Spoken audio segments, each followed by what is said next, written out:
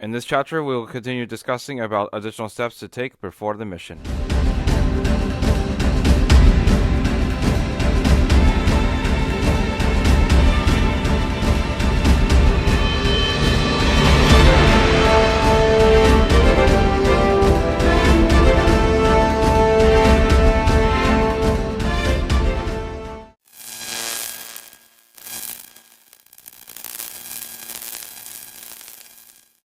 Before I ever pack my baggage, I make sure to check the three technology pieces that I own: phone, laptop, and camera. Some of those things that I do: software is up to date, storage space is clear, it's fully functional and trustworthy. If I feel that something is wrong, I make sure to either phone a friend, visit a store, consider using YouTube or even ChatGPT to find answers of why my devices are not really functioning. Some of the top things that I never go without: on-cord chargers, battery packs, USB drives, international adapters, and a light-duty extension cord. There have been moments when I didn't have some of these certain items, and when I would go to my accommodation, when outlets and furniture are never aligned properly, and you have to sometimes travel the cord or improvise in a manner that you probably may not agree with. For those of you who travel with cameras and batteries plus laptops just like myself, you never ever want to pack them in your luggage, because especially with lithium ion, it is very deadly, and if you put it in the luggage, it could actually start a fire hazard and will probably blow up in the luggage. On the second note of it, you could get stopped unless if they will not say anything, but be thankful if they stop you. It's always a pet peeve of mine when people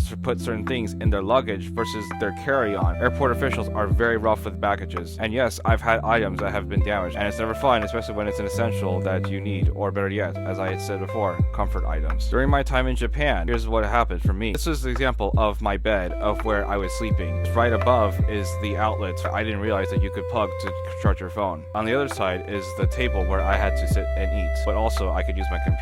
Little downside, however, was that table, there was no outlets beneath, which was really bizarre, and I felt that was really just not normal. I was very thankful that I had an extension cord. I had to plug the extension cord above my bed and then travel it to the table. And it's a good thing that I had an extra additional cord. For those of you who are experienced travelers, it's never fun trying to find best accommodation, but that's why we have to learn to make do of it. Another example I can give: I'm in bed, or if I am just wanting to just lounge for a little bit. It's never fun when the charging cord is like that small and it's like this, and then you on the bed like on this, and it gets very irritating because you don't want to be on that same position. Versus long cords, I could be on this side of the bed or on the other side of the bed. Now let's take a look at this example. Inside of a creator room, which is actually part of my accommodation. Best part of all, this is a quiet room that I can bring my laptop and work quietly and peacefully. This is the little outlets that is a 2-hole prong that which uses this setup right here. You can buy these for cheap, any market or wherever it is that they could sell it. This right here is the laptop charger that I use whenever I need to work. The whole point is I use these two together when I plug it to the wall. And whenever I travel to somewhere else or wherever I'm going out and about, and if I want to charge my phone, I just have to remember to have this with me at all times. But you have to just be mindful of certain voltage reasons, because if you use the wrong thing and then you try to use this right here could probably either damage or it could explode, whatever the case might be. Depending also on where your accommodation is, here's another side thing to note. Make up room and do not disturb. The whole point of this key, it activates the power. Let me show you. Wait for a minute, or even less. There we go.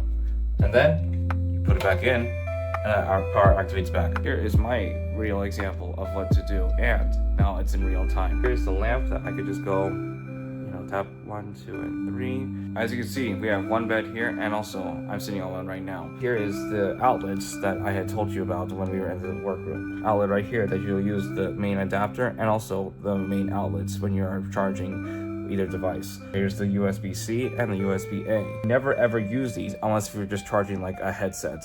Phones, cameras, and laptops, I would definitely not be using USB-C or USB-A. Instead, stick with this the whole time. Callan, can you give us a little bit more context about voltage and also how it works, since you've had all the experience when you have traveled abroad, what you recommend in order to prevent ourselves from identity theft and other things of the nature of voltage? An important thing to understand about the adapters that you are looking at is that really all they do is facilitate a plug from one country fitting into the outlet from another country. There's no voltage change taking place in there. So you want to make sure that whatever you plug into one of those adapters chargers is a universal voltage. In other words, a laptop will show you on the power supply that it's good from anywhere from usually 100 volts to 230 or 240 volts. That means it's going to automatically adapt to the voltage. Other devices, sometimes like hair dryers and such, might have a switch on them that will allow you to switch from a 110 to 230 system, and anywhere close to that would be fine.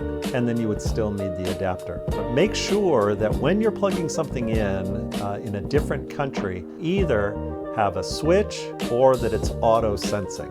They make giant converters for going across countries, but they're not really practical to travel with because they're big and bulky. The other thing that you want to be careful about, places that have a USB-C or USB-A adapter for charging a phone. These look like they're really handy at a bar or in a hotel. The problem is there is a chance on the other end of that outlet they actually have a computer that's looking to steal your information off of the device that you plug into. You're really safe plugging in anything that just needs to be charged, like headphones.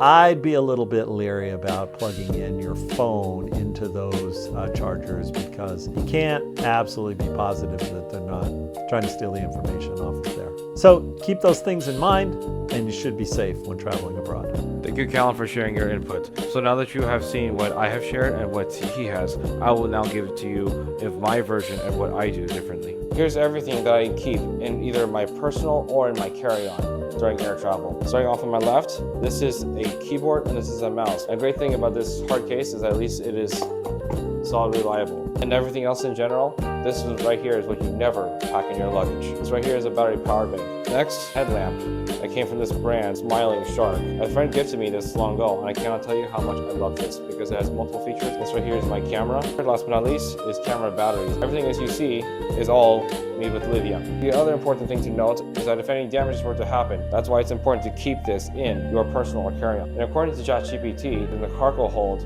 if a damage were to happen, you can't stop it, nor be able to put the fire out if a fire were to happen. Simple rule, if it's rechargeable, it stays with you.